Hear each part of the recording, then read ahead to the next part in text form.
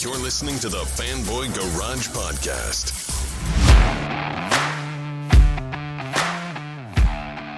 And welcome to the Fanboy Garage. I'm Chris Lasanti, joined by my co-hosts Vanana. Hi, everybody. And the one and only Aaron Varola.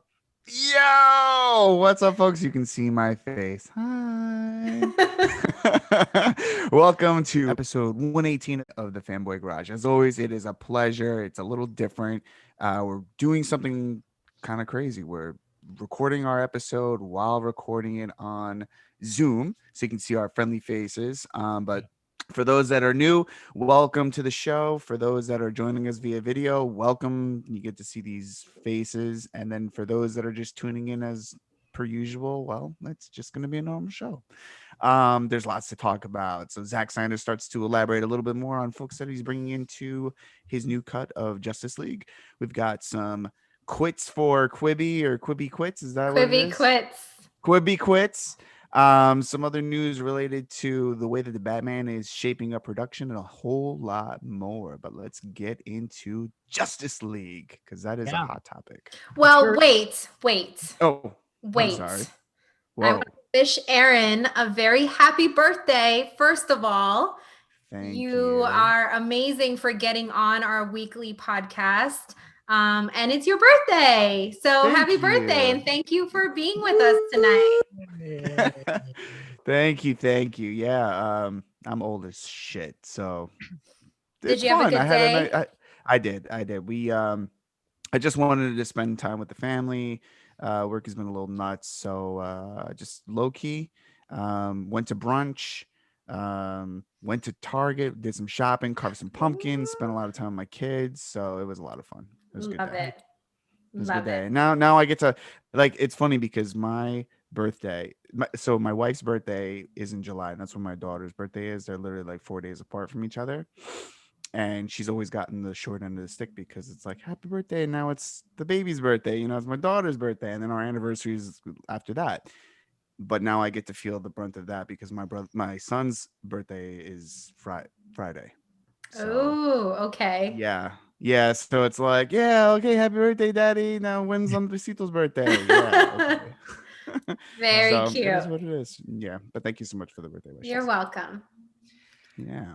Well, so now we can get into it. Let's get to business. In honor of your birthday, we get to talk about Zack Snyder's Justice League, Aaron's favorite topic in the world. Of course. So there was some more news that came out this week, right? So Jared Leto, he's going to be reprising his role as the Joker in some reshoots, right, that are going to be going down. And also Joe Manganiello reprising his role, kind of, right, at least his post-credits role as Deathstroke in more reshoots. So now we're starting to get an idea of what exactly these reshoots are, right? That Zack Snyder was doing. And clearly he's using it as a way to, I don't know if you want to say tie up loose ends or really just like give the fans some closure maybe on this whole situation by including these two characters that I don't think factored into the original movie. Maybe they did. I don't know.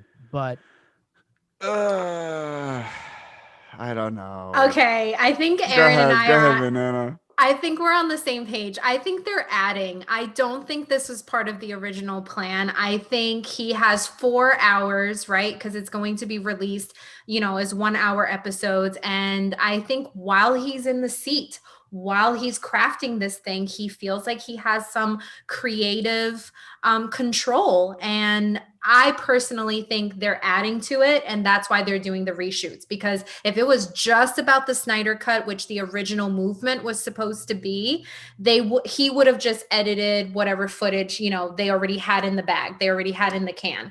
I think the fact that they're adding more stuff is because it's grown into this huge big movement, and it's going to be on HBO Max, which is a relatively new streaming platform. So I think they see opportunities where it could be made a little better and they can fill in some story gaps that maybe if he just had whatever footage he shot years ago, we're talking years ago, it's his opportunity to, like I said it before, it's his one chance. You only get one shot at this for the Snyder cut. So I think they're just trying to make it better. Now, Jared Leto, I don't know. I think like we're just gonna have to see where that goes. I mean, he had 10 minutes of screen time in the Suicide Squad.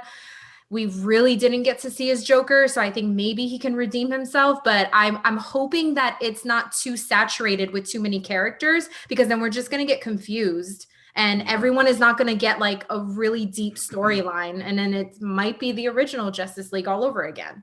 Yeah, And I'm struggling with this. Because it just, to me, it feels bloated. Or it doesn't feel bloated. It has the potential to be bloated. And I agree with you. I mean, I think, look, there's no way that we're getting Zack Snyder's vision, right? Because his vision was a 5-film arc. So that is done and dusted. He has to make up everything that he wanted to do in those 5 films, or those two, that 2-part Justice League film. He's got to tie that all up in this 4-hour miniseries. I mean, there was always speculation that David Ayer's Suicide Squad was going to tee up the Justice League. That Steppenwolf was going to make an appearance in Suicide Squad and set the stage for Justice League. So, could Jared Leto's Joker have something to do with the Justice League? Yeah, I get it. Joe Manganiello. Did I get it right? No, was it Manganiello? yeah, it's close enough. Yeah, I'm cool. All right. I don't know so much about what role he was supposed to play, because if you remember, Joss Whedon shot that last scene, and he was supposed to have a role in the Batman. I don't think he was supposed to pop up in Justice League ever. Sure it wasn't. No. So it's a little weird. It is, but I think there's an easy explanation. For me, I just look at this as because Tavo had in my house. Yeah, you're right over there. Tavo had, went for water, everything fell off my nightstand over here. It's all good. Tavo asked us, how do we feel now as to whether or not Justice League was already in the can, as a lot of people stated it was, or is it Zack Snyder adding additional material to the finished product, which is what we've been talking about. And the way I look at it is, look, obviously, let's put aside for a second whether or not there was a finished Zack Snyder version of Justice League. And by finished, I don't mean like with the effects and everything. I just mean like as far as a movie. It's almost irrelevant now. It doesn't matter, right? Because this is what we're getting. But I think what's actually happening is I think he's doing these reshoots for 2 reasons. One, because I think that he just probably needs it to tell a cohesive story. Again, I mean, let's not forget what Justice League, his version of Justice League, was supposed to be, right? It was kind of the first part of, if not a 2-part Justice League, it was leading to like a doomsday story, right? It was leading to, Steppenwolf was going to lead us to the next, I guess, Justice League movie that was going to feature, did I say doomsday? Darkseid, rather. Yeah. Sorry, Doomsday was BVS. It was Darkseid, right? So that was ultimately going to be the build. Let's assume we're never getting that, right? Let's assume that Zack Snyder's Justice League for now is done, that this is it. We're getting it. It's going to be a finished product. So he's going to need to make this mini series, whatever you want to call it, a finished product with a beginning, middle, and end. So I think that's one of the things that he has to work through now, regardless of what was shot and what wasn't shot. And I also do think he's going to want to play some fan service, right? Because this is going to be a love letter to fans of his vision, right? Fans of that version of the DCEU. And, for better or for worse, whether you like it, whether you don't like it, Jared Leto is the Joker in that version of the DCEU. That's fair. And that version of Deathstroke was introduced in the DCEU. Again, whether you care about Whedon's version or not, it's something that's there. And I think that he's probably just having fun with that. Do I worry a little bit about maybe too much? Yeah, I guess you're always going to have to worry about that a bit. But, we'll wait and see what the finished product is. We don't know how big or small these parts really are, right? Yeah, I feel like it could be a small part, but I feel like if you're going to have Jared Leto's Joker, you almost need to have his Harley Quinn. you need to have Margot Robbie in that. And there are some talks that maybe she will appear in it. I don't think it's been confirmed yet, but with him, I think comes her. So then now you have two added characters, and like, what's the focus? That's what I'm struggling with thinking right now and trying to imagine like what the focus is going to be. It seems like they're going to have a cameo role, but like, why? He had his 10 minutes, and it doesn't make sense to me right now. But that's he had originally had a much larger, like a lot of his stuff right, from Suicide Squad, but I'm speculating clearly here, but it wouldn't shock me if they're used as like a setup for Batman. Like, it wouldn't shock me if like the opening or an early part of the film or miniseries, whatever, is as we're focusing on the individual characters, that we see Batman maybe taking on that version of the Joker. Right. Or we see something going on with Deathstroke that, it could just be something like that. Something simple, more of like an expanded concept as to like how Batman was used in Suicide Squad. Right. A bigger version of that. It could be something, it could just be like a fun opening where Joker and Deathstroke are teaming up or whatever because I think you're going to have to spend a little bit of time, and clearly they're going to have the time, establishing the individual characters again, right? Because it's been a while. And I think you want to flesh out that story a little bit and make it more of a standalone product that will work alongside. If there are going to be people that are going to want this to be something that they can watch with, Man of Steel, BVS, Suicide Squad, and obviously this would be the other thing. So, and even Wonder Woman and Aquaman. So I think you want to make it work, with all those movies. And I guess, ultimately we have to see. Right? It'll be better than Batman facing off against the Parademon scene in exactly. So total shit. I've put a lot of theatrical Justice League out of my head, but the opening of that movie is Batman, right? Is the focus. So if you replace that hideous, that scene actually wasn't, the Parademon thing was weird, but if you replace Joker, and Deathstroke, right, in that type of a concept, that type of scene, that could be pretty cool. So, yeah. Listen, he wasn't a bad Joker. I just think for a lot of people, he wasn't what they expected. So I think the news of him coming back is like, oh, I thought we were done with that experiment, but it seems like we're going to bring this experiment back to life, especially after we got another Joker movie, So I feel like the Joker universe right now is a little bit convoluted and a little bit like, oh, well, we don't really know where we stand. But they have the exit for that. It's called the multiverse, right? Yeah.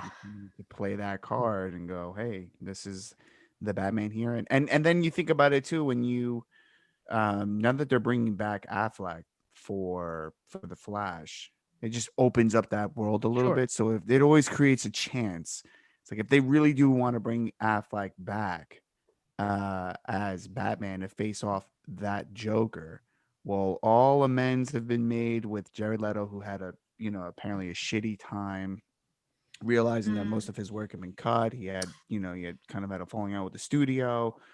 Basically gave them the middle finger and was like out of his they told him, I forgot what it was. I think it was like he couldn't do any certain exercises or things like that. He couldn't because they were planning on filming another film with him, and he basically went rock climbing and was like, I don't give a shit, Of course, it's Jared Leto. Yeah, he's like, I don't care. I'm Jesus. I walk on water. So look, it just opens the door of opportunity, and we'll see what happens. Who knows? You might get another cameo from him in the Flash. Yeah, and would it shock anybody? And truly shock anyone if, let's say there's a Deathstroke series for HBO Max.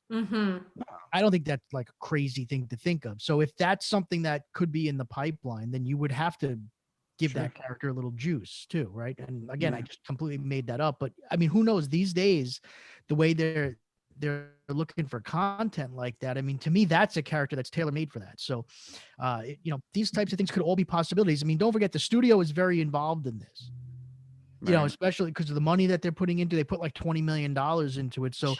like they clearly Allegedly, might be more than that. well, allegedly, whatever. But yeah, so they're invested in this, and it wouldn't surprise me if there's communication there to say, Right. hey, you know, maybe we'd like to give this character a show and give us a little bit of a pilot within the miniseries. So Sure. They're like, hey, everyone loves you guys. You get $20 million and you get $150 million. There we Yeah. go. Everyone's rich. They So- have We gotta build out the pipeline for our streaming service. yeah, just to address, I mean, Ron Diesel had asked, what are some of the concerns that we have with Joker being in Justice League? I mean, I think we kind of basically It's gonna be went bloated through as shit. bloated. Yeah, worrying Yeah, about it's gonna how be it's like a fat kid at the buffet table. Really too much, man. I don't know. That's my only concern, because you just got that, didn't you? My concern here is that we spent so little time setting up the Flash and Cyborg, and these two guys had their roles dramatically reduced. And now that Zack Snyder's back and you got Ray Fisher on the we're all for this and we're gonna make this thing happen. I'm gonna finally get my love and show my character off. That's a lot of time that for those guys we know got cut. So to fill it in again, it could be all context and like disposition, the whole thing with these two villains. So it may not be that much of a big deal.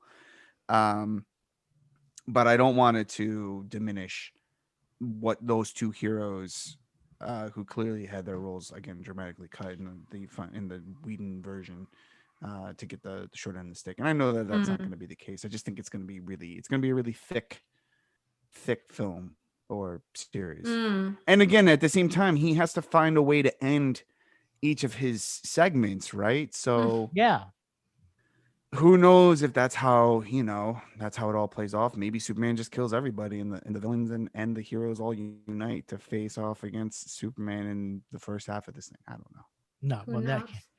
that would be amazing. But yeah, Like that. wouldn't it Like be that. great Just if they just pull that shit right out of my ass and you didn't even see it. wouldn't it be great if they actually wound up building towards a sequel miniseries where like they actually do wind up doing like that whole Legion of Doom concept that they were supposedly going in that direction. I mean, which is the direction they should have gone in probably from the very beginning.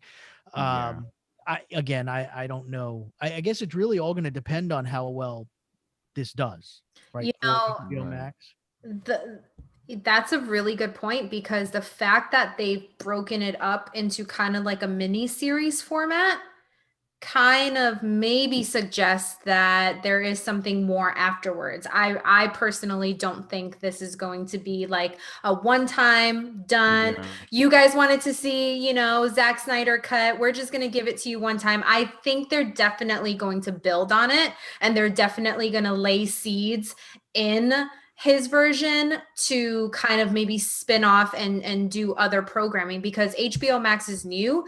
They chose this platform for a reason. They're going to need content. Yeah. Mhm. And what a great like jumping point, to create more content or spin-offs depending on how it's received. So I think they're like partly experimenting, but they have the money. Like he's just got the world at his fingertips right now to do whatever he wants, really. So we'll see what happens in terms of the Joker. I mean, if it's context, like that makes sense what you said, Chris. Like they can use him as context to like set up certain scenes like with Batman and whatnot. But I just hope overall it doesn't seem too disjointed, and it doesn't turn out to be like, oh, we need to just see like this hero and this hero and this hero, so you guys get a taste of everybody, but it's not like a like combined story. Right. Yeah, that's Hey, what that's I'm the- hoping. The only other thing I'll call out here is that they spend an awful lot of money on Batman. It's all about Batman. Batman's villains, Batman's ecosystem, his rogues gallery, all of that stuff, and like, F you, Superman. You could sit on that. Sit on Aw. I mean, he that does have the pile best for a rogue. little while. You I know? mean, he totally does, but I mean, has- it's funny because it's all about Batman. That's it. Like Superman ain't popping up in the Flash. Batman is. No. 2 of them, maybe 3 of them. Yeah. Well, look, I mean, we get it. This is, That's it's true. what we've always, that's how they've always done it. I mean, Yeah. I mean, look what happened with BVS. I mean, what was supposed to be originally a Justice Solo, sequel to Man of Steel became, BVS, and then a build up to the Justice League. And the idea of Justice League was Batman was actually going to be the one putting the league together. Pulling everyone together. Yeah. Right. Yeah. So, and that actually makes sense from a storyline perspective.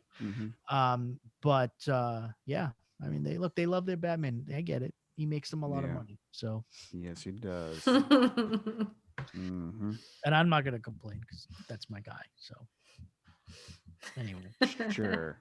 yeah. So I mean, there's a few different places we could go here. I mean, there was some, I guess, Fast and the Furious franchise. We I think touched on this a little bit. Yeah, that should be over right now, right? Yeah, they're gonna end after 2 more films. 2 more films. And Justin Lin's going to direct both of them. So that'll be it. And then I guess they're just going to go into spin-off land after that. Like you'll just see Fast and Furious present whatever. I mean, they tried that cartoon, that animated series on Netflix. I don't even know how that did. It was like, What? Kids. You didn't see that? No. Is it on Netflix? Or they're starting it? With cars? There's legit. There's a Fast and Furious animated show. Really? I didn't know. Yeah. Google that shit. Okay. Listen. I could be lying. You can't actually take anything I say as truth. Okay, that's fine. No, but I'm pretty sure. I'm pretty sure that there's a Fast and Furious. No, you are may not. Be on Netflix. Yeah, you are not lying. It debuted, December. I mean, I guess Netflix, right? Shut up. It got lost back then. Did not see Fast it. and Like, Furious we're gonna get the kids. We're gonna get the kids involved in this one. All right, well, let me ask you a question. How many like car racing franchises and movies and animated shows are there out there right now? Car racing. I don't know. None. I'm okay with 2 more movies. They got that market cornered. That's fine. No one else is putting out like car racing stuff like that. And but it's not about car racing. It's basically the Italian. Not anymore, anyway. Yeah. Over and over and over again. It's a heist film. Yeah, you're right. You're right. But like the foundation of the action is still in cars. But it's not. But it's which is kind of cool because they're like flying planes and they got dune buggies and they got all types of weird shit. Fine. What do you call it then? Transportation. Yeah, I mean, pretty much. Aaron, planes are fast and furious, by the way. So yeah, I guess this is true. Hey, I'm okay with it. I love the franchise. It's stupid, and I don't care where the storyline goes. I just love it. So I'm for 2 more movies. Yeah, I'm not, but sure. I mean, like John Cena's playing Dom's brother. Yeah. What? That's cool. Come on. I'm down. No. They're like, oh, The Rock has a beef with the entire cast. We'll pull the next best thing. Let's get John Cena in there. You're upset about this. I could tell. But no, I'm just like, whatever. Well, yeah, it's my man though. It's my man. I wanna see John Cena in this role because he was in like the comedy world for a little while with like Cock Blockers, and then he did that movie with like he did that movie with like Amy Schumer, and he was really great in that. It was like a little cameo. But now we get to see him in like back into action format, and I think that's really cool. And play Aaron's new favorite character in the Suicide Squad. Dildo head. No, wait, hold on. I hit the stupid fast forward button instead. Okay.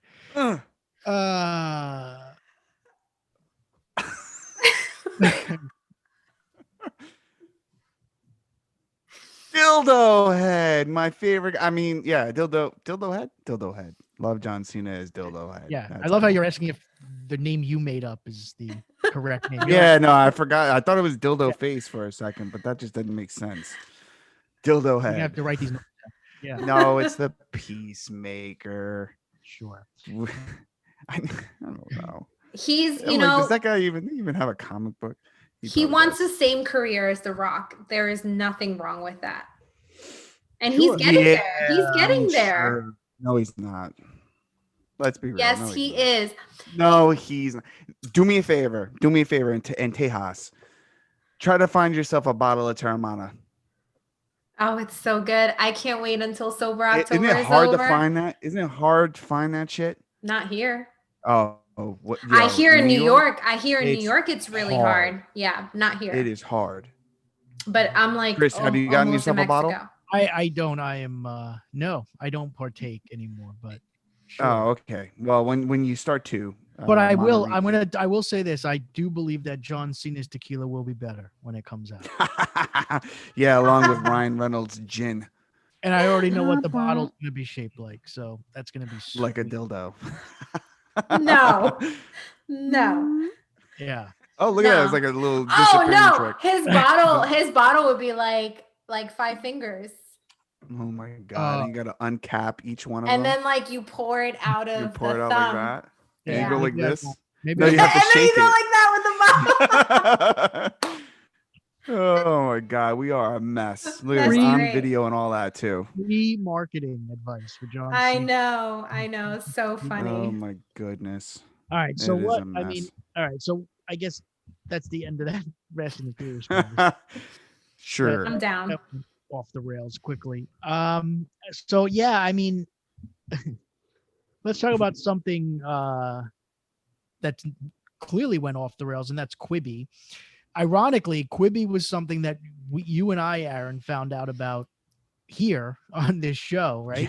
Seriously. Banana was the one who actually told us about it, and it seemed like a horrendous idea at the time, Yeah. and it's now not a thing anymore. So I mean, they were pushing ads like yeah, I think 2 weeks ago I saw an ad Yeah. for Quibi Yeah, me too. on a new show. And Sure. I was like, oh, that actually looks interesting. yeah.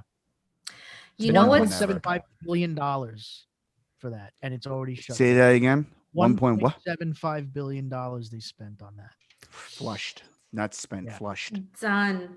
And I know Done. people who watched the Fugitive show and liked it, but I just I mean, the concept to me, look, obviously launching that in the middle of a pandemic when now the idea of launching a streaming service in the middle of a pandemic is not terrible considering how well the streaming services did with everybody being home. Right. But when you launch a streaming service that is supposed to be targeted at commuters in the Right. middle of a pandemic where everybody's home, that's a poor recipe for success. But I just think that ultimately, I mean, look, I'm a commuter.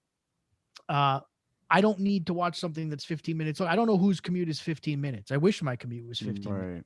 That'd Right. be great. And if it was, I wouldn't be watching an episode of a show if my commute was only 15 minutes. So it Right. just was it seemed like it was a strategy that was flawed because I just don't know who they were speaking to. Like, I don't I think feel this is like they didn't really target their marketing strategy for this properly. And just someone came up with the idea and $1.75 billion and they ran with it, yeah. thinking that they could just capitalize on celebrity. This is where the And- data works against you. Because Yeah. I think they thought, oh, people are only consuming content in Right. small bits, right? Sure. And they try to create a business model out of it. And Right. unfortunately, it's just Well, not true. What's weird Not that is it's not they- true. It's just that Right. It's just people when it is comes to like consuming- long form Yeah. storytelling, you Yeah. can't do it in short form content. people are consuming content when it's a video of your neighbor like skateboarding down the street to like some wacky song, playing a joke, right? Yeah. Like, or TikTok videos or like Instagram. Sure. But I mean, just look at Netflix and look at Hulu and look at Disney Plus and look at how people are consuming actual entertainment, like produced scripted entertainment. It's not short form. Exactly. In I fact, they're think binge watching shows an entire weekend. So it goes against that entire strategy. Yeah. I think where they messed up was the upfront subscription cost. because when you're having short form content like that, people are going to equate it to more like a Instagram story, even though it's much longer than an Instagram story. It's 10 times longer than an Instagram story. It's like 10 minutes long, you know, but when you have content like that, that's just a few minutes long or up to 10 minutes long, like it, if it's a subscription format, like it almost feels like an advertisement, Right. you know, and like no one wants to watch. I don't know. It just, it's, they didn't market it the right way. No. And if it was free in the beginning, I think if they made the first year free and released it free for like anyone that signed up in the first year gets the first year free, then I think you might have at least attracted an audience that maybe could have used word of mouth or like shared it with people and like people in their network to then maybe in the second year get signups, you know, because they did have a lot of celebrities in the shows.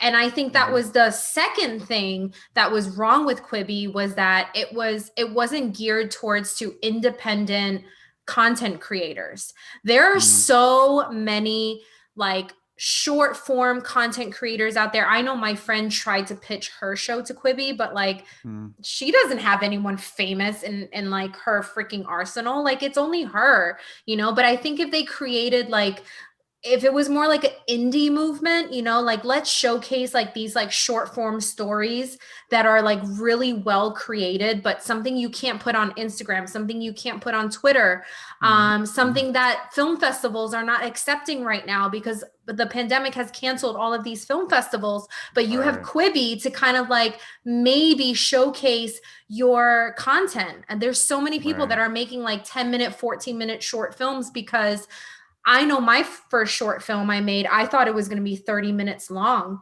And then after we shot for 2 days, we realized by the time we edited, we only had enough content for a 5-minute short film. I mean, that's how much like you need to film to even like boil it down to something. And I would have submitted a 5-minute short film to Quibi or something like that, where you can highlight like local filmmakers and like find local content creators. Like I think that's a market that hasn't been tapped. Yep. And they were using celebrities, like celebrities were acting in these like 10-minute shorts thinking that like, oh, people are going to watch based on celebrities. So I think their whole business model was off. They should have like curated it to an independent filmmaker kind of demographic, made it free, and just get their audience first, and then maybe charge a subscription price. Yeah. I bet all I of don't those even think celebrities that. were shareholders. Yeah, probably. Were they? I'm sure they were. But to me, I don't even think it should have ever been a pay service. I think it probably should have been an ad-supported service, right? Yep. Because especially with that little bit of time, like if you only have to sit through whatever they were, 10, 15 minutes long, you know, you slap an ad in the beginning of that, an ad at the end, and like, you're good to go. And over time and with volume. Now, I mean, maybe, and that, you know, ties into your concept, Vanana, because if you're not paying what I'm assuming were, you know, pretty decent amounts of money to get celebrities and the budgets to produce these series, you could do that. You know, you don't need to try to rush to make up all that money right back. And $1.75 billion takes a little while to make that back. So yeah, I think ad supported was probably the way to go. And I think that that type of content lends itself better to the type of audience that would want to watch something like short form. Right. You know, I mean, people who binge watch a series on Netflix and they're used to watching 8 hours of programming in a day, clearly short form is probably not for them. But, you know, younger people who are, you know, like you said, creators, filmmakers, actors, like there's a market out there for it. But that wasn't their idea. I mean, look, they were looking to capitalize on celebrity. That's actually what they thought was a trend. That's actually a great idea, to just have an app that gives you like content like that at your fingertips, that's on the independent level, that you don't need to submit to a film festival. And okay, maybe you'll get a celebrity to host like, you know, Spike Lee's, you know, top 10 whatever films, and he's the host of it, and maybe he just needs to film like a 3-minute video introducing himself, and then he picks the 10 films that he wants to showcase on this. That's a great idea. And I wonder if they were trying to get bought by YouTube or something like that. I'm sure the idea was quick flip. Yeah, we're gonna amass X amount of subscribers. Yeah. But the writing was on the wall. I remember when we first reported about this, they lost like more than half of their subscribers in like a matter of weeks. Yeah, which is never. Right? Yeah. When you look at wall. churn rates and stuff like that, when you look at the amount of people who subscribe to a service initially and just never cancel, the fact that they lost that many people, that defies like all data reasons, right? Like 75% of people who sign up for free trials or who sign up for 1 month subscriptions to things maintain it for at least another month. Like that's just there. It's fact. And that's why like WWE Network until now, where they created that free tier, was always giving away free months because they wanted to have those numbers. They needed to build up their numbers, and they knew that a lot of those people were going to keep their subs at least for a month. So yeah, the whole thing was off. Obviously, I mean, listen, you don't shut down something after whatever it was, 7 months or whatnot, or that you invested that much money in, if you thought it had any chance. Yeah, I also feel like in an influencer market and in an influencer world, celebrities don't have as much clout as they used to. You know, like there's regular people that you would rather look up to now that you find on YouTube or Instagram or whatever, and they're just as good as if Brad Pitt said something. And if you can't connect to Brad Pitt, like you like his movies, but you really can't connect to him as a person, then you're not going to listen to anything he says. You're not going to watch him on a 10-minute Quibi thing. But the girl you subscribe to that's doing unboxing videos or telling you how her Invisalign is going on YouTube, you're going to watch her when you get a ping that like her new Invisalign video is out. I know I watch those. I watched because I'm looking into like having these like aligners or whatever. So I subscribe to these people that are going through their journeys because I can see what my journey might be like if I want to fix my teeth through one of those things. And I honestly would rather watch that when I get the notification than open my Quibi app and see like someone famous in a 10-minute short, when there's Netflix, when there's Disney Plus, when there's so many other things that you already can tune into. And that's the problem, is there already is a forum for this. So the audience that they were looking to capture with Quibi was an audience that already has a ton of other forums, right, to watch that type of stuff. But they used content that would appeal to a completely different audience. Right. It was just, it's this weird mashup of concepts. I mean, it would almost, I don't even know how to, like, I'm trying to come up with like an analogy for how like ridiculous that whole idea was, but it would, I guess in a way it's just like, if you're going to try to turn like baseball into like pro wrestling, it's like, well, there's an audience for pro wrestling and there's an audience for baseball. So clearly people who watch baseball will want it to look like pro wrestling. Well, no. Yeah. No. People who watch baseball want it to be baseball. People who watch wrestling want it to be wrestling. And so it's the same thing. It's like you have to mix your concept with your audience. You can't try to mash the two things up. And I don't know if they just assumed incorrectly, which is possible, or if they just really just didn't have their finger on the pulse of what that audience they were going for wanted versus what type of content that they thought they were going to be providing. You know what's funny? Last week we were talking, and remember I was talking about the evolution because we were talking about Disney and how Disney was going like full streaming and that's what their focus was going to be on. And I said something to the effect of like, you remember when like, what is it? Music video killed the radio star, and like that's just the natural evolution of things. As technology and evolves, things are going to kind of take over the other. I was going to bring up Quibi, like that was at like the tail end of my thought. I was going to be like, and then once movie theaters are completely gone and we go to streaming, then the phone content is going to take over our TV streaming content. It just seems like a natural progression. And then this Quibi news happened, and I was like, oh, I'm so happy I didn't say anything because I mean, the biggest thing there is that they were trying to capitalize on they were trying to capitalize every screen, right? They know that a certain demographic watches X% of their content via their mobile devices. When everyone, to your earlier point, when you open this thing up, Chris, when everybody's home, Yeah. no one's watching content on their Right. phones anymore. Right. You I know, mean, unless you're doing your social media, Sure. but you're watching your TV shows on your TV because you're home. Yeah.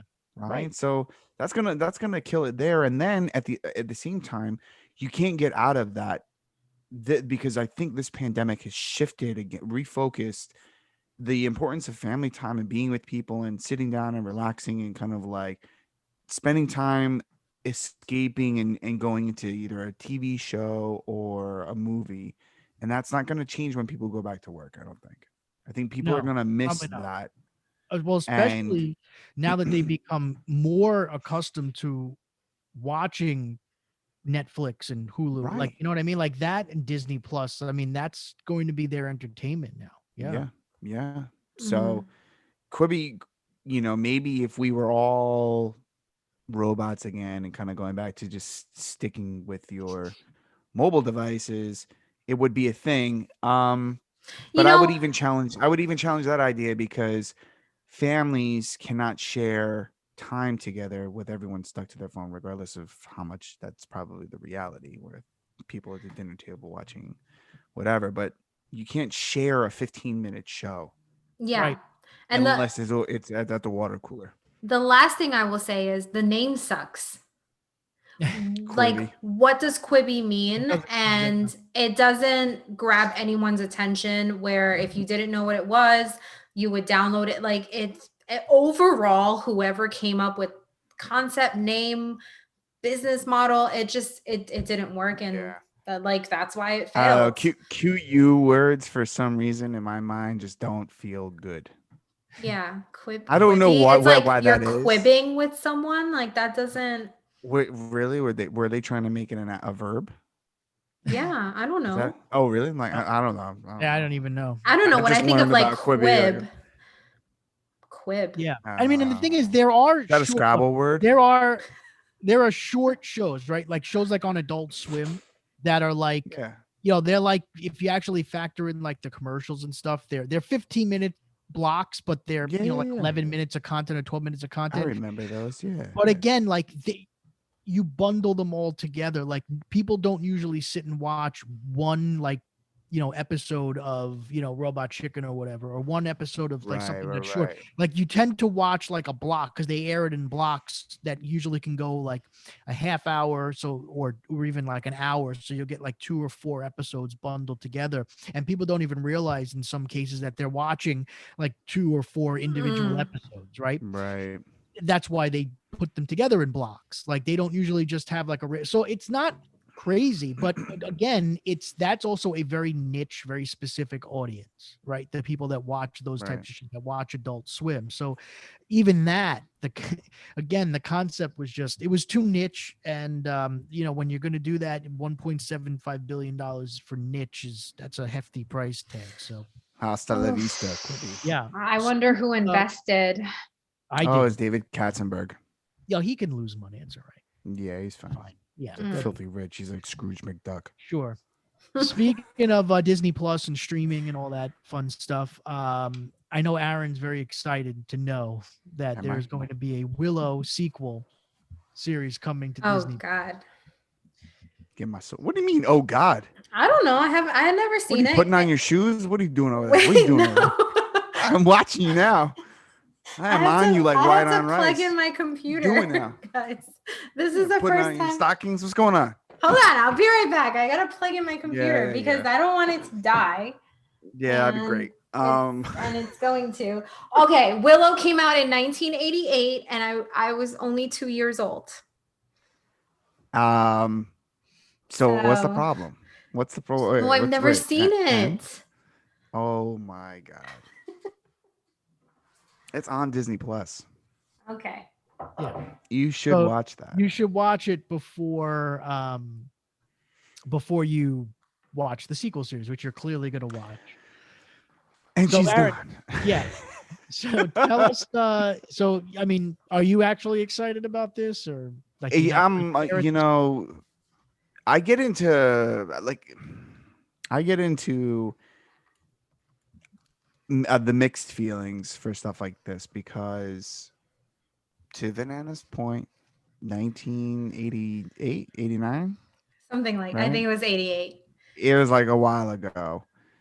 And I don't like revisiting stuff because it's like, oh yeah, let's just do it. Or, people love this movie and we should bring it back because I can't remember. And I was trying to remember this last episode where there was a good sequel that came back after being gone for 30 plus years. I can't, besides Star Wars, because that's not really a thing. I mean, but Karate Cobra Kai's probably the closest, yeah, right? yeah. No, that is a good one. I mean, if you just start with the first movie, Yeah, not the maybe one that the Hilary sixth Swank is in. or the third one, Jumps in the car. Yeah.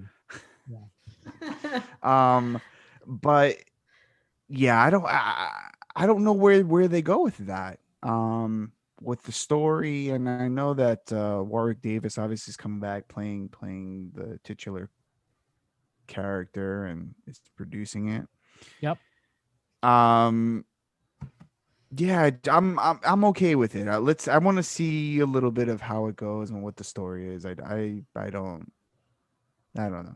I'm okay with it. And the director, are you okay with the? It's actually the guy who directed Crazy Rich Asians. John M. Chu. Yep, John M. Chu. Who I don't. now he's having like a career renaissance. I mean, before that he had. What did he do before that? Well, he's done like Making GI Joe shitty man. Retaliation. Oh God. Step Up to the Streets. Oh my God. He's also directing the In the Heights movie. Oh, okay. Hold on. You got me back. Hold on. Here we are.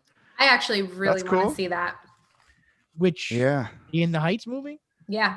I mean, so I saw that when it was off Broadway before it was Oh, on Broadway. so Oh. good. Aaron, he also directed Gem and the Holograms.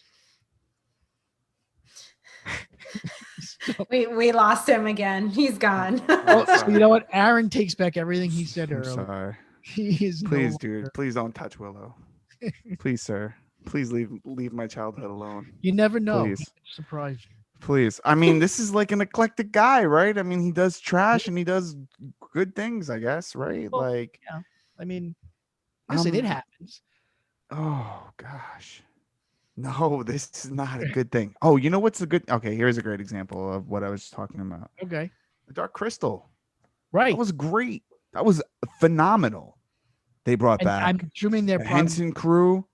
they're probably going to try You to know, keep that same magic. I think okay. So if that's what they're gonna do, and I don't know. I mean, we're just speculating, right? If that's what they're gonna do, then great, bring it back. Yeah. I just feel bad. Val Kilmer is like, he's got like he doesn't really talk. He had throat cancer.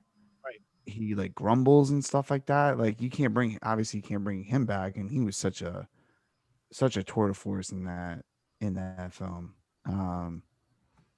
But yeah, sure. So Bring we'll it back. see. Step on my Aaron- childhood. Piss on Aaron's it. a Sure. definite maybe right now. So Meh. I'm You can't even comment. You can't. I'm You gotta okay. see the movie. Whatever. I know the iconic image. I can see it in my head. What is that? Watch it be the Um, wrong movie. no, it's not the wrong movie. It's the guy in like the blue, like medieval looking costume, and he's like that. It's fantasy, right? Yeah. It is fantasy. But Yeah. it's not like. Yeah, Oh, it's not like. not goal, but like woohoo.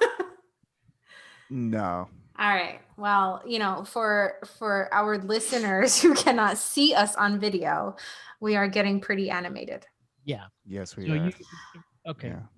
You'll Look, have look. All I know is fantasy genre. Okay, they need something fantasy. So maybe that's why they've gone this direction. They're really, Sure. It's an established property. yeah. Is it a property? Well, sure. It is now. Yeah, it will be. I want them to do They've been a talking type. about this for a long time. I thought, and they said Ron Howard. No, what? Am I lying? Did I hear something about? It's one of those things that No. probably, if you look at the history, it's probably bounced around from like Touch so many yeah, fingers Mhm. and trying to hands. get Yeah. this going. Well, But again, it ties into that it's on Disney Plus, right? So you're not worried so much about the nostalgia. I mean, that's actually where the nostalgia element could play off for them, right? Mhm. Because payoff. So, right. because the nostalgia crowd probably already has Disney Plus at this point, or parents maybe who And they have probably their rewatched kids and they're going to watch. So, and I'm sure, again, it's not like they need. It's not like this thing needs to make $500 million or whatever at the box No. office. It's just content for an already successful streaming service. So, Yeah.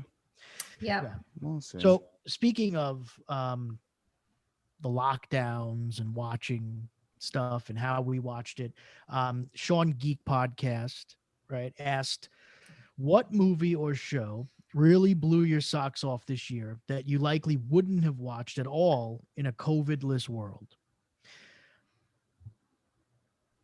I don't have So an. I don't. I know have for me, I mean, I thought about this because I was like, I've discussed this a lot. I mean, I was kind of falling into like older stuff that I had already seen. That was like my Right. comfort zone, especially during the lockdowns. But I mean, Mayans was the thing for me. Like I had not watched, Mhm. I had not watched Mayans. I was putting it off. I was like, no, I'm good. Like I'm going to take a break.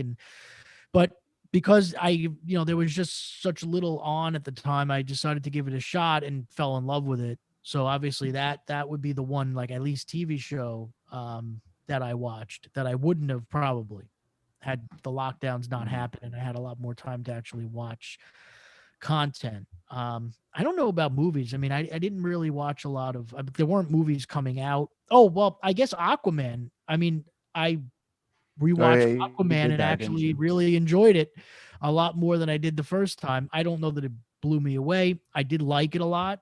I probably wouldn't have given that at this point anyway another shot had I not been deciding to do like a DCEU rewatch during the lockdown. So I'll go with that. My movie Aquaman, my show Mayans.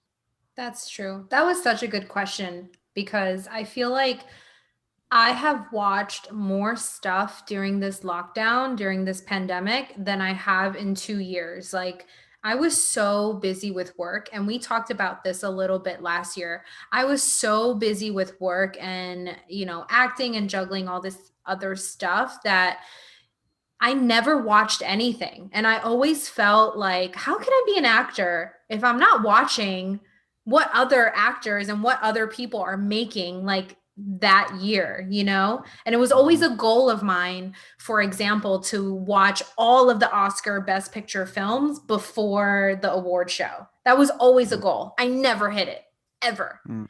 But then this year during the pandemic, I just watched so many things. Like I rewatched The Matrix.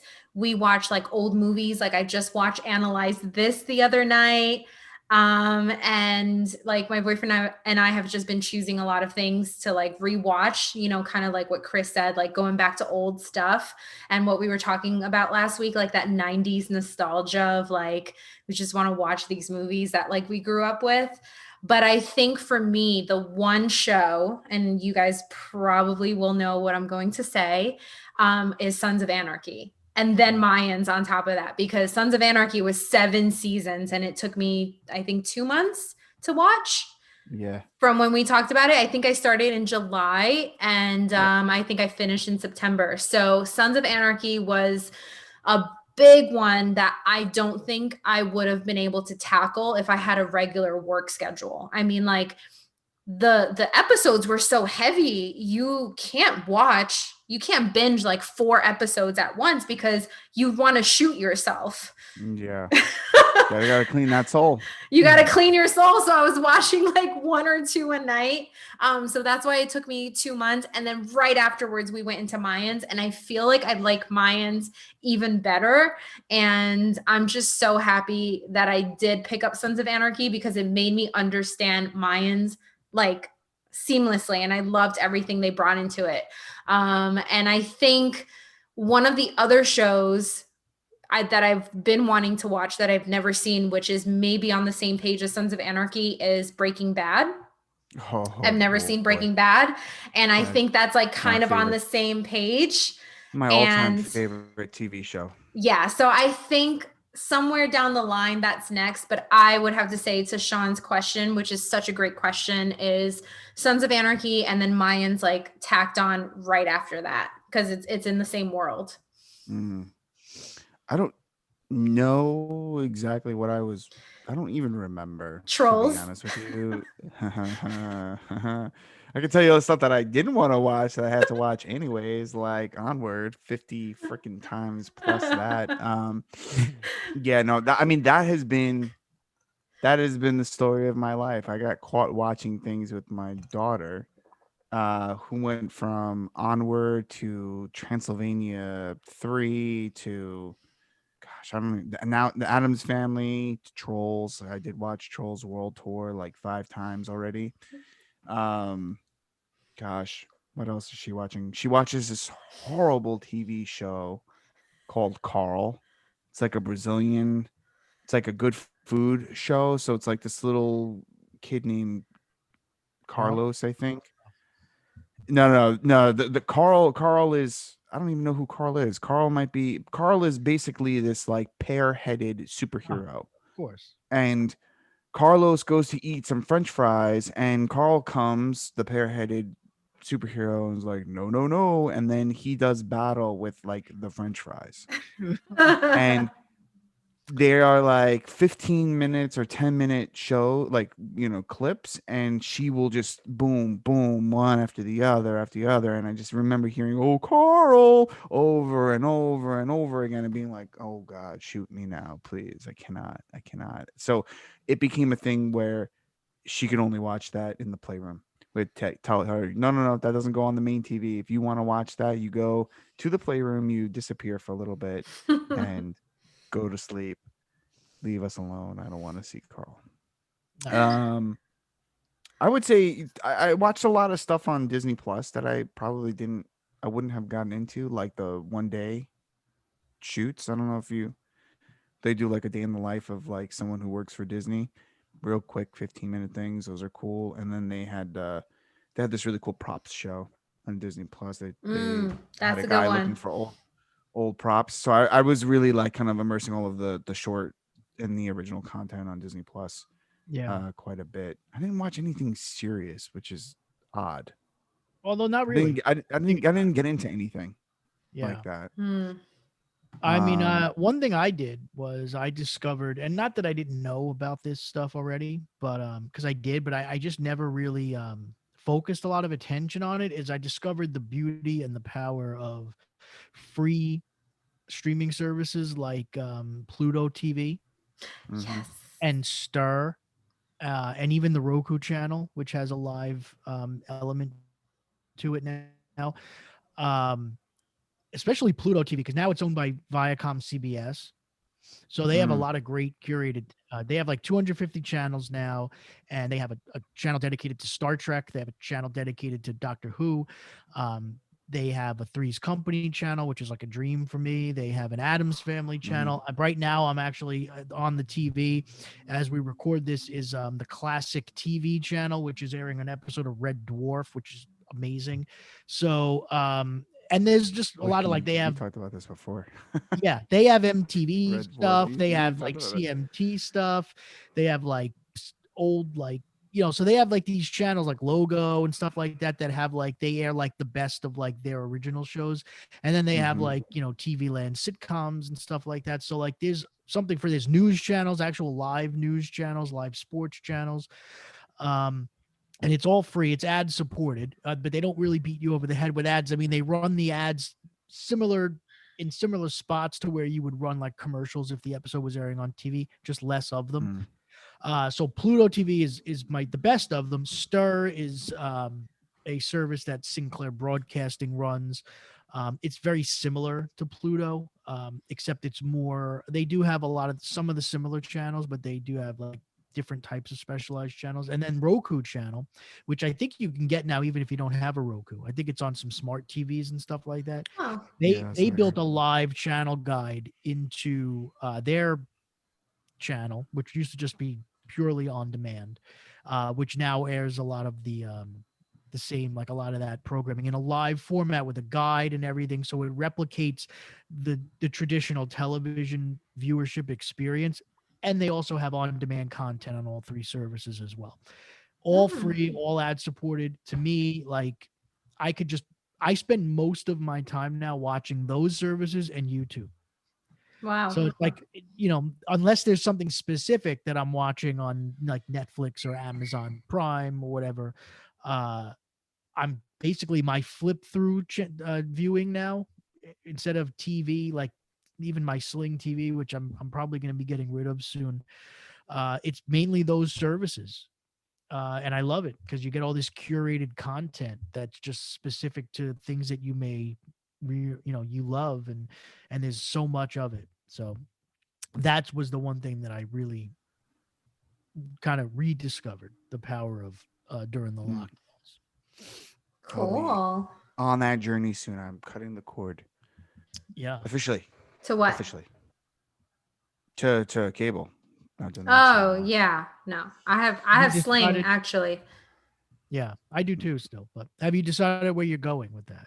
Yeah. No, it's funny because I've been poking around Verizon Fios and they won't give me an option to change my plan. Like they're not showing me anything that's just Yeah, they internet. don't trust me. I when I first cut the cord, I had Fios, and they made it very difficult. I actually wound up leaving them because they made it so difficult for me to just go internet only. Like you basically have to be like a new customer. Yeah. I'm like, I'm gonna call them price. and figure it out because online, it's like you can keep your plan for cheaper, and I'm like, I don't want that, Yeah, but I can't find any other options. So I'm like, you gotta call okay, them. Yeah. yeah, bastards. I only have Sling for all my reality shows. Fine. I pay so much Real money Housewives, for it. that's right. Oh, yeah, all my Real Housewives. I watch the Kardashians, Oh, good. Thank God that's ending. Yeah. last So- season. It's about time. Yeah. Yeah. So a couple final things. Tim Burton, it looks like he's looking to bring back the Addams Family, Aaron's current favorite thing, for a live action TV series. Yes. Can't get rid of Addams Family right now, Aaron. Yeah. They need to cast okay, so Johnny speaking Depp? of Sons of Anarchy, they need to cast Gemma as Morticia. She would be a No. fit. What? He's old as hell. She would be a fantastic Morticia. No. Well, No. okay, like maybe she's a little older now, but makeup, I mean, A little older now? What? fine, she's old. She's geriatric. What are you talking about? But no. when I saw her and what's his name in the last season, the Spanish guy, Jimmy Smits. Jimmy Smits, he's amazing. Him as Gomez? Yes, the both of them. Could you No. not see that? I saw that. I totally I saw definitely that. could not see that at all. That Maybe doesn't seem like the Tim Burton. That's not like no, typical it's not Burton. Tim Burton, but I did imagine it in my head. It'd be like Helena Bonham Carter is the grandmother. That's how Right. it's gonna be. Yeah. I don't know who he would I'm cast as so done with her. Morticia or Gomez, but I can't even. It's probably going to be like Selena Gomez. Oh God. Ooh, no, I Please don't. no. You never know. No, what I'm to just do, kidding. but- Who So knows? kind of sticks on the Oh God. on the theme of like the horror comedy stuff. Tabo sent us a question kind of right before we started recording tonight, and it's for you, Vanana. He says, "Hey, Vanana, I know you do not like horror movies, so have you ever tried horror comedy? I recommend you watch Tucker and Dale versus Evil, which I have seen, and it's excellent. But what do you think about that horror comedy? No? I think I've seen Scary Movie.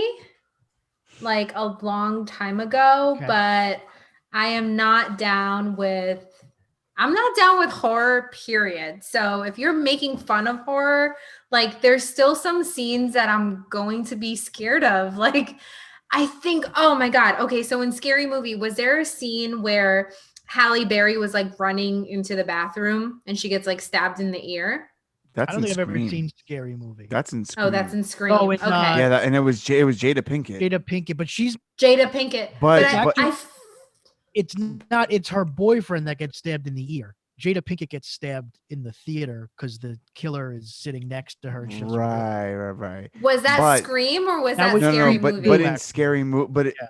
but in Scary Movie, it's Vivica Fox. I feel Oh. like They made a And- parody of it, yeah, didn't they? and no, but it was a dude, and it was like a dick, and it's like a glory hole, and the dick like jabs him in the ear. Right, because the boyfriend. It was like that. Scream 2 that gets it's like Omar Epps, I think, is the boyfriend in Scream 2 that gets it through the ear. Yeah, Okay. I don't remember who it was. He was No. like, oh, give me, and like looks and is like, give me. No. So I hate stupid comedy like that. I don't like the disgusting, like, dick in the ear type of comedy. In fact, I watched Borat this weekend and it's that type of comedy and I hate it. And I had to turn it off like immediately. I was after 30 minutes. I'll tell you guys which part if you've seen it, but Tavo, horror comedy, horror, like anything with just horror in it. Like I don't like it. Yeah. So just so you know, too, Tucker and Dale versus Evil, it's not so the Scary Movie movies are like they were trying to do parody like, films. horror movies. Yeah, they're parody films, but like Tucker and Dale versus Evil is horror comedy in the same way that like an Evil Dead 2, for instance, or even Army of Darkness were horror So that's like comedy. no, So it's I'm not like gonna- they're not parodying anything. They're just like they're horror movies that have a comedy kind of vibe. There's funny Dark moments as humor. well. Yeah, dark humor. So yeah, but either way, you're drawing the line at horror. No, like Horror, anything that has a scary soundtrack that I start listening to the sound and it's like leading you up to something, I'm already going to be like pissing in my pants. So Vanana, Michael Jackson's Thriller, yay or nay? Oh my God. So when I was a kid, Oh shit, here it is. that would scare me so much. I had a best friend who was a girl, and we would turn on the Thriller soundtrack and hide under the covers Oh boy. and like pretend there were zombies and like just psych ourselves out and play make believe. Of course, I was like in, I don't know, 5th grade or whatever. But yeah, like that soundtrack was scary to me. So just the song scared you, not even the video. The song, the video too. I mean, but the video, we knew it was like artistic and, like music video with like the dance and stuff like that. But yeah, we were terrified of Thriller. Yeah. See, so let me explain myself for a little bit. Let me set things up for a little bit. I think our listeners who have listened to me and me with you guys for a while maybe know my history, but the first movie that my mother ever introduced to me, the first 2 movies I ever seen in my life were It and Chucky. Okay, that was my introduction into movies. Those were the 2 movies my mom showed me at Good home. family fare. And Yeah. then the first movie I saw in a movie theater was Jurassic Park. And that scene with the raptors in the kitchen, like those little tiny raptors in the kitchen, and like the girl and the boy are like hiding behind there, that scared me so bad, along with It and clowns and like Chucky and dolls and stuff like that. I think I was traumatized. And then on top of that, Chinese scary movies was a thing in my household. We would watch a lot of like those Chinese scary movies like The Ring, El Ringu, like those type of movies and like scary stories were always a part of my culture. Like the older kids would always tell the younger kids scary stories. Like we believed in ghosts and just my culture, like just being brought up, like I believe those things are real. And like those things are very real to me. And I slept with a nightlight on for like many years in my life because of that. And that's why I don't like scary movies and I don't like getting scared, because I think maybe to the American audience, or like to some American audiences, it's just a movie. It's just actors. It's just people like using their imagination and putting something out there that kind of scares you and excites you. But like, I think the way I grew up, it's so real. Every single one of my family have seen ghosts. They've seen demons, except for me. And I always felt like I'm next. Like everyone else has seen ghosts and demons except for me. Like, why? Like, it's about time, you know? Every single member of my family has stories of like when they seen ghosts, when they seen demons. My uncle even met a ghost in Thailand who like what told him like, this is her room and he needs to get out.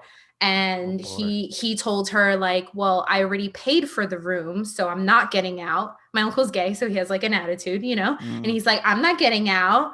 And she's like, yeah, you are. And he's like, well, I already paid for the room. And she, in his dream, like it was like kind of like semi-dream state, she gave him lottery numbers.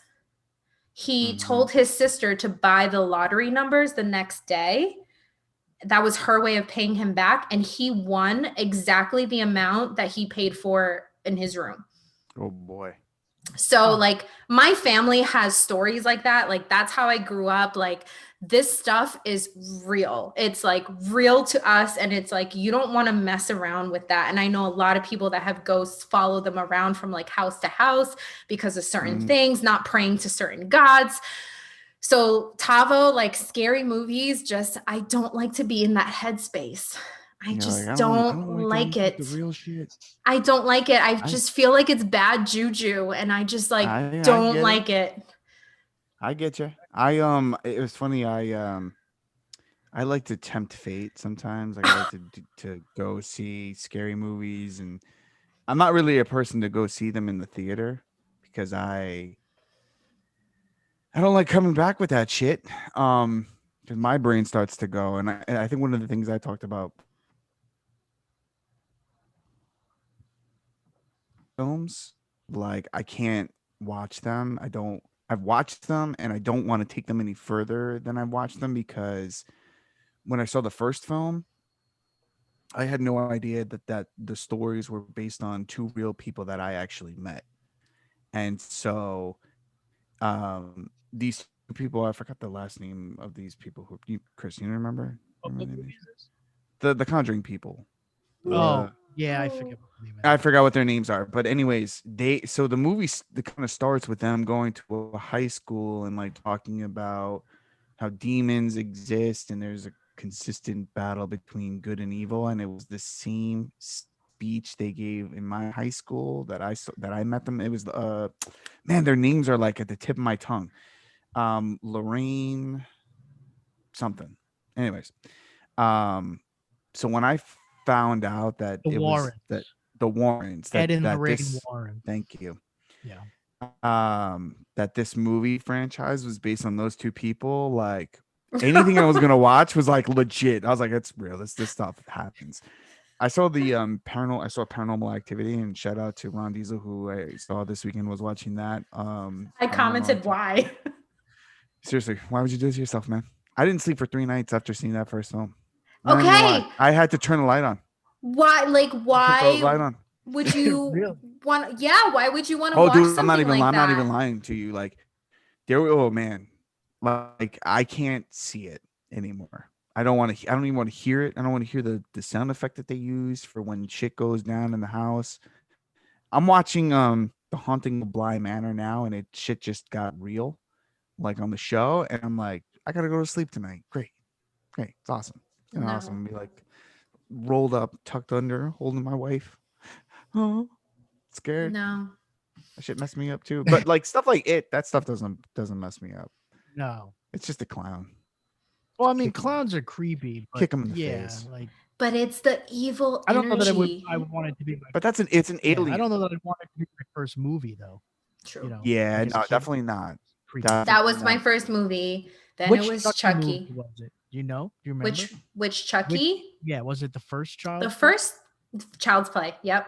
So the The one that first was child. actually scary. Wow, that's rough. Yeah, those are Yeah. rough. Yeah. And I then had and a My then Buddy. and then Jurassic Park. Jurassic Park and shit. So I got like dolls, monsters, like dinosaurs, like dinosaurs. and clowns. Like that was like my first foray into scary movies, and then all the Chinese stuff. So there's like in Singapore, there's a lot of Chinese vampire movies. Like that's really popular. And the vampires aren't what you think they are. Like they're not like Western vampires, you know. They have certain characteristics to them, and they're really creepy. And my cousin would like watch them in the dark, and then all the scary stories. And like I remember I was with my grandmother one day, and we heard like these bells and ghosts, and they were following us, and we had to like get the church to like come and say prayers to eliminate the sounds that we were hearing. So and like I said, every member of my family has seen a ghost or a demon, and they have their own stories. So to me, it's a really real thing in our lives, and it's not something that's like Hollywood. So I just avoid it. I'm like, nope, I'm pure. I'm a good energy. Don't come near me. And I know martial arts. Like I'll kick your ass, but not really, because I will run and hide in a closet. So no horror, Tavo. Out. Forget it. No, Even if no. it's funny, no, we're not doing the horror. Funny, it depends. Comedy, like it's got to be smart comedy for me. Okay. Yeah, I'm not even gonna bother recommending any really great, because No, it's not gonna happen. No.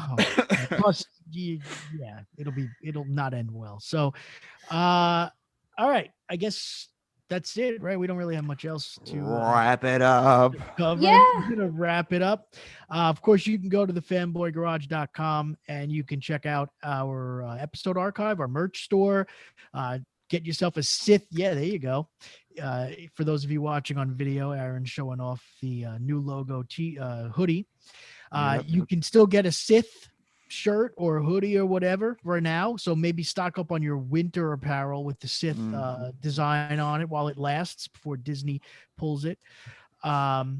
And of course, you can join the conversation on the social medias, the Facebook, the Instagram, the Twitters at the Fanboy Garage. And myself, I am at Real CL Mighty on Twitter. You can find me at Vanana _TFG. And you can find me at AA Ron Speaks. That is A_Ron Speaks. Thank you so much for listening to episode 118 of the Fanboy Garage. We hope to catch you guys next week, and maybe you'll see our faces again.